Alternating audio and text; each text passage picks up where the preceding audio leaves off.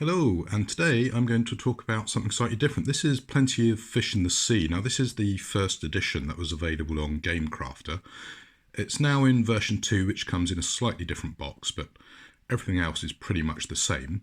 And a slight caveat, I actually designed this game, and I played loads of games with a load of excellent gamers in the Cardiff region and a few other people who came to visit Farstorm Games down in Cardiff.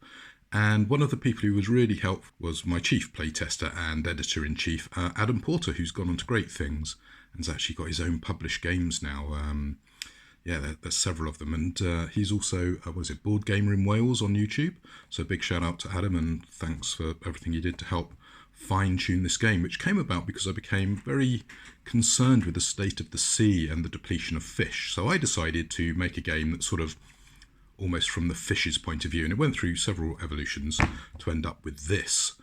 And what is this? Well, this is sort of an area control game where you are trying to make sure your species of fish is the most successful species, and your type of fish is attracted to a particular type of coral.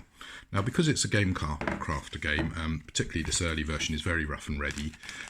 Your fish are represented by these cubes, and then you basically draw tiles and you play the tiles. And for example, this is a rock tile. It supports no fish. It's a barren wasteland. This coral reef has a bit more suitability for fish. It can support up to 5 fish, represented by this number here, and is particularly attractive to the white and green species of fish. It also has a current which you can manipulate, and this is something that some players don't take advantage of. Using the current is a really good way of moving to the tiles you really want to get to. So as you can see, this is a breeding tile. It supports 7 fish, and you'll notice that there's different coloured fish icons on the tiles. These tiles you place and then move your fish. These tiles you place, but you must place fish on the tile or choose not to place any fish at all. And there's lots of different varieties of things. There's also predators. So we've got the shark, and if I can find him, there he is, the octopus. And these eat either the weakest or the strongest fish on a tile. So there is a little bit of strategy, and I think it's a simple enough game that most players will be able to play it fairly easily. And I think they have slightly updated these hexes in the new production as well. But this, as I say, is the original version and effectively is identical to the current version, just there might be slightly better quality on the new printing process. And there's lots of tiles. You can also expand this with an expansion I designed called Delving Deeper that mixes up some of the rules and gives you some extra fish. This is another special tile I quickly want to talk about. You can get some bonus points for this as well. So let's just quickly set up a pretend game. So at the start of the game, you'll have a starting tile and you put a fish of each player on. Now obviously if you're not playing with all the colours, you don't put all the fish on, and obviously the fish like to live on their own coral bit, but it doesn't really matter, just place them on the tile. And as you can see, this tile allows you to have up to 7 fish. So at the moment we're all right. Now each player gets 3 tiles, I want to say. So let's say one player, he's got these 3. So they've got a rocky barren block which fish can't move onto or be placed on, a breeding tile to make more cubes, and obviously for the red or the white player this is a really good tile. So let's say they're the red player, so they place their thing down here and they put on a couple of cubes of fish because it's a coloured tile. Play goes round, and let's say someone places a tile and then someone places a blocking tile, and because they want to move, they move onto here. Happy days. Keeps going, play moves on. Someone then plonks this down, and then because they placed down a tile with a black fish icon, they can't actually place fish directly on this tile, but that then gives them movement. Now this is where you've got to be very careful, because what I could do is I could move a cube on like that. Alternatively, I could rotate the tile to take advantage of the current represented by these arrows. Now the great advantage of the current is a fish for one movement point can move along a current as much as it likes. So as long as it follows the current, it can just drift with the current as far as possible. So let's make a bit of a longer chain to demonstrate this. So let's move this around a bit so it stays on camera. So let's say the current is like that. So when they place their breeding tile, you think, well, there's no way they're going to get to it. So what they could do is they could rotate this current here and then pick up one of their fish and drift it all the way around to here. Now, if they wanted to, if they were, let's say, let's grab a yellow cube. Let's say they were here.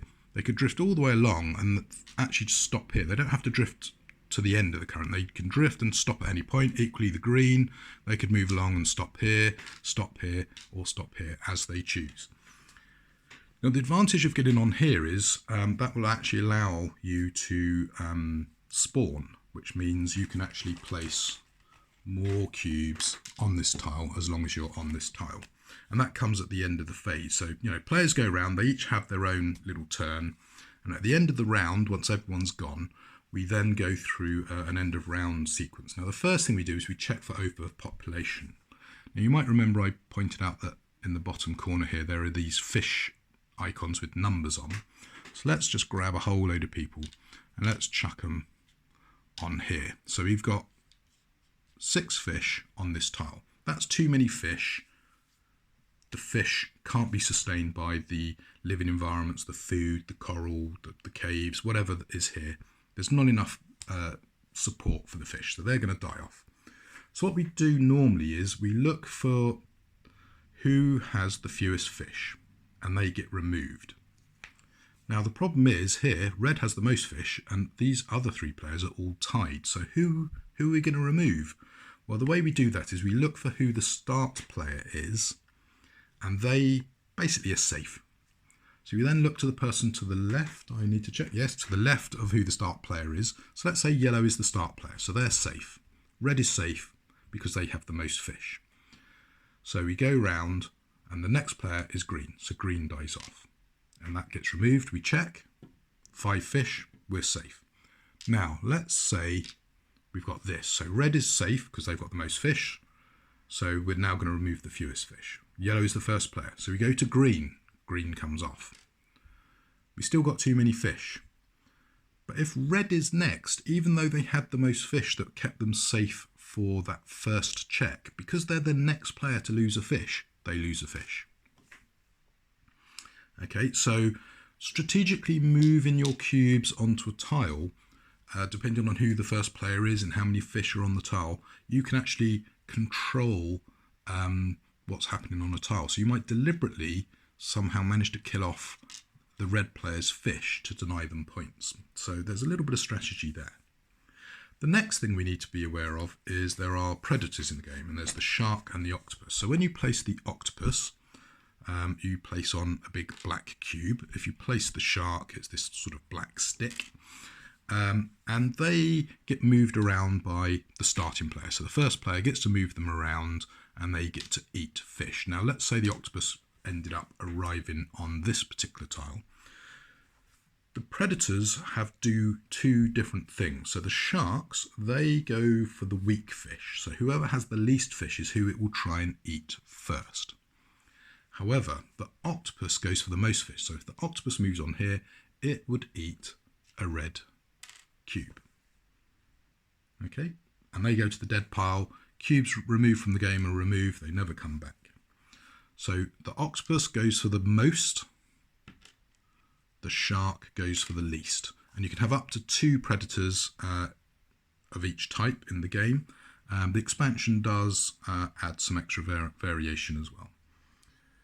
Once we've done all the eating and nibbling, if you remember, let's say we had some fish over here, we then do what's known as the spawning phase. So does anyone have a fish on this tile? Yes, red and green does.